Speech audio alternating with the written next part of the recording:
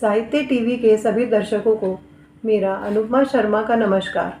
आज हम बात करते हैं भारत में योग के विकास के विषय में।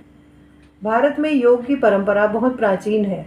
ऐसा माना जाता है कि सब धर्मों की उत्पत्ति से पहले भारत धरा पर योग विद्यमान था। भगवान शिव को योग का प्रणेता माना गया है, इसलिए उन्हें आदि योगी के नाम से भी जाना जाता है। कहते हैं भगवान शिव ने अपने 7 सदस्यों को योग की शिक्षा दी, फिर वह सब अलग अलग दिशाओं में योग का प्रचार करने निकल गए। योग शब्द संस्कृत के युज धातु से बना है, जिसका अर्थ है जोड़ना, अर्थात मन की चेतना को ब्रह्मांडीय चेतना से जोड़ना। योग का सबसे पहले लिखित उल्लेख 1500 ईसा पूर्व ऋग्वेद में मिलता है। इसमें मन पर नियंत्रण करके मंत्रों द्वारा ईश्वर को प्राप्त करने को योग की संज्ञा दी गई। वैदिक काल में योग का अर्थ था यज्ञ और साधना। इसे मोक्ष प्राप्ति के साधन के रूप में माना गया। इसके उपरांत 900 ईसा पूर्व अथर्ववेद में श्वास नियंत्रण अर्थात प्राणायाम का उल्लेख मिलता है। इसमें शरीर के 8 चक्रों और प्राण ऊर्जा के विषय में विस्तार से वर्णन मिलता है। इसे ईश्वर प्राप्ति के लिए ध्यान से जोड़ा गया। इसके बाद बौद्ध और जैन धर्म में भी योग को विस्तार दिया गया।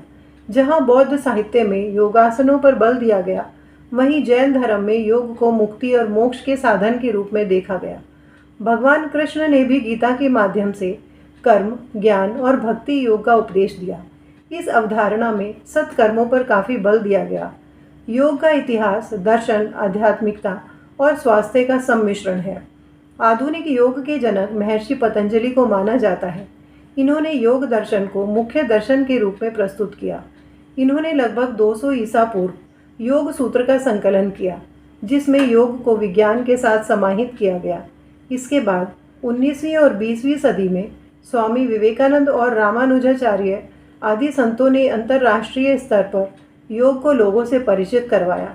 लेकिन आज योग को जहाँ तन के स्वास्थ्य के साथ जोड़कर देखा जाता है, वहीं मन के स्वास्थ्य के लिए भी आवश्यक माना जाता है। आज इस तनाव भरे वातावरण में यह आवश्यक भी है कि तन और मन दोनों स्वस्थ रहें, जिससे एक स्वस्थ समाज का निर्माण हो सके, और योग उसमें भली भांति अपनी भूमिका निभा रहा है। आज पूरा विश्व योग के महत्व को स्वीकार कर रहा है। इसी का परिणाम है कि 21 जून को संयुक्त राष्ट्र द्वारा योग दिवस के रूप में घोषित किया गया है। मैं अनुपमा शर्मा, साहित्य टीवी के लिए।